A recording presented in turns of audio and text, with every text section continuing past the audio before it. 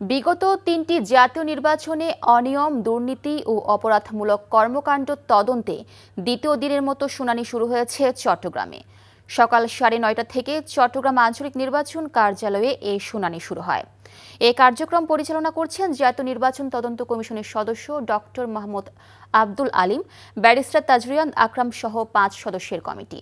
দ্বিতীয় দিনের প্রথমে চট্টগ্রামের সাবেক বিভাগীয় কমিশনার তোফায়েল ইসলাম, সাবেক উপজেলা নির্বাহী কর্মকর্তা, নির্বাচন কর্মকর্তা সহ প্রিসাইডিং ও পোলিং কর্মকর্তারা অংশ নেয়। এর আগে প্রথম দিন গতকাল চট্টগ্রাম 5 আসনের জোট প্রার্থী ব্যারিস্টার আনিসুল ইসলাম মাহমুদ সহ সব প্রার্থীকে আমন্ত্রণ জানানো হয়, তবে তাদের মধ্যে অনেকেই উপস্থিত হয়নি। দ্বিতীয় পর্বে বেলা 2:30টায় সাবেক রিটার্নিং কর্মকর্তা, প্রিসাইডিং কর্মকর্তা, পোলিং এজেন্ট ও নির্বাচনী দায়িত্ব পালনকারী পুলিশ সদস্যদের নিয়ে শুনানি অনুষ্ঠিত হয়। এ সময় বিগত 3টি নির্বাচন নিয়ে যেসব অভিযোগ ও প্রশ্ন উঠেছে সেসব বিষয়ে তাদের বক্তব্য জানতে চায় কমিশন।